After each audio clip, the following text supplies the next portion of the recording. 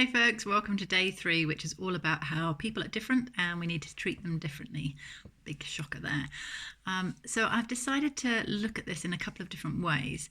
So first of all, who are you talking to? This really connects to who are you being. So I use the idea of the 5-second rule here. So this isn't about picking things up off the floor. This is about 5 seconds to pause before you communicate and think, why? What am I trying to achieve here? Am I trying to inspire them? Am I trying to get their agreement? Am I trying to steer them on a different course? Am I trying to check in and be caring? What am I trying to achieve here, and how will I know if I've done it? Just thinking that will make you 2,000% more effective.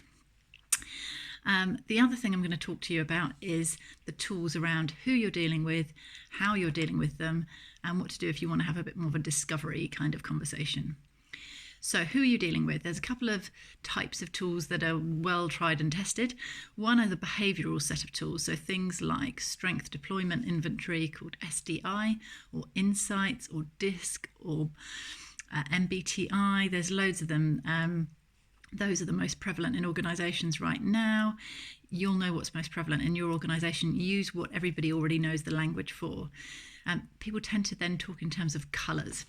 So I have here the insights little Lego blocks. So you tend to line these up in the order that you are. So I'm a yellow mainly, which is like being involved in whatever's going on. So involve me is the main advice. Then I'm about people, so show me you care. Then I'm interested in just getting to the point and getting some results. So be bold, be bright, and be gone. And my least favourite thing is detail orientation. So give me the details. You may be completely the opposite. You may have some of these things that are equal, and your team members may be different. So when you're communicating with these people from home, you need to think about who you're dealing with. So if I'm dealing with my detail-orientated people, before I pick up the phone, I think, do I know all the details they're going to ask for here? Otherwise, that's just going to frustrate them and annoy them. If I'm talking to my synthesizers who are big picture people, then do I know how this connects to all the other projects that are going on right now? Because that's what they're going to want to know. If I'm speaking to my engaged people, or people who want to lead things or be involved in some way, do I know how they can be involved? If I'm speaking to people who care about people, do I know how this impacts everybody else and what everybody else thinks about that? Because that's what they're going to care about. So it's just a little bit about preparing yourself for the kind of questions they're going to ask so that you can be the leader they want you to be, so that you can have the answers they want you to have. Okay, the second camp is the team type behaviours. So Belbin pretty much owns the market space here. There are a few other tools out there, and there's some great cultural tools out there as well. Hey, and others do some good cultural tools. Again, whatever you've got in-house already is likely to be awesome. I just come across Flock, who also do some values-based stuff, which looks quite nice. There are loads and loads of tools out there. Joe Keeler from Belbin has put together a really handy little short guide to Belbin types. So Belbin does things like, you're a plant if you come up with ideas, you're a shaper if you like to lead things, team workers like to gel everybody together. You've got specialists who like to look into their individual specialist areas and research. And these people are all different from home. So say if you've got a completer finisher, they like getting things done, but they're likely to feel quite anxious because people might be leaving them with things, people might be not communicating about what's done and what's not done, so they're feeling the pressure of open loops. Somebody like me, who's a resource investigator, likes running off and finding out information. If I'm not connected to a team, I could go rogue completely, be working on something entirely unintended.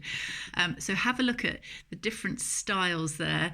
I really encourage you to have a look at Belbin, it's great. But if you haven't got time for that, have a look yourself, and you should be able to self-identify within your team some of these roles and give yourself a bit of a heads up as to what the different needs might even be. So some of these things just might not occur to you at all, and some of them are quite opposite. So some of these roles will enjoy greatly being left alone to get on with it and are quite happy. Other roles want to plan and organise everybody else, and other roles desperately need other people to talk to and direct, otherwise they feel rather lost. So really important to work out who you've got. Okay, so next on to the how tools. So there's two tools here I'm going to talk to you about. One is the funnel and one is feedback. Now, the funnel has saved me from many an unpleasant conversation, and hopefully it will save you too. The idea with the funnel is you start off, turn the funnel upside down, and you start off general. So you start off with very vague questions like, how are you? How's life? Everything okay this morning? And then you get slightly more specific, and you start saying, how's the family? How's work? How's such and such a project going? Now you're getting even more specific. So say if it's about the project, so how's task X going? How's working with Jenny going? And so on. And you get more and more specific until you get to the actual question you wanted to ask. But because you've started off general, you've worked out if there's anything in the way of it, and you're prepared to change direction if you need to. So when you ask the question, everything okay today? And they said, actually, no, my smallest has just been rushed into hospital, then you can react appropriately and humanly to that and not start the conversation with, Jenny tells me you haven't hit the deadline for task X, which, given the piece of information you've just found out, you never would have said. So always ask to start general. More important now than in any other time, because things literally change overnight at the moment. So always start the conversations off first thing in the morning, very, very general, then get specific. Okay. The next thing is thinking about feedback. So expectations generally are set in two ways. Either they're explicit and we think we've communicated them, or we think they're implicit, i.e. they should know them, and we haven't necessarily communicated them. This is not helpful. So every now and then I say things like, I'm being, completely obvious here, of course, but I'm assuming that everybody knows that X. And it's amazing the amount of times that people go, oh, is that a thing still? I didn't know. So even things that you think are obvious, keep stating what those goals are. And people are feeling very judged and very vulnerable right now. People's home lives are starting to be compared in a way that they just hasn't been relevant before. What are your kids doing? Are you managing your kids as well as your work? Are you working at a kitchen table, or have you actually got a desk that's made to work from home? These things are starting to matter, and they, for some people, just weren't an issue before. Have you got any idea of how to work with your kids at home whilst you're working from home? Some people don't. So try not to take anything for granted at this point, and even things that you think you know, it might be worth double checking. With feedback, if you need to let somebody know something, it falls into two camps, positive or negative. For both camps, you need to know why. Why are you telling them this? And this is back to the 5-second rule again. If there is no reason to give them any feedback, then don't bother. You might say, but the client said this. But unless they can do something with it. So I had a client once that said, I didn't like that trainer's accent. What am I going to do with that? Give them voice training? No. If the client had said they did like the trainer's accent, I would have passed the compliment on because that would make them feel good. But passing on a negative, an insult, just doesn't help anybody. So just hold on to feedback like that. You don't need to pass it on.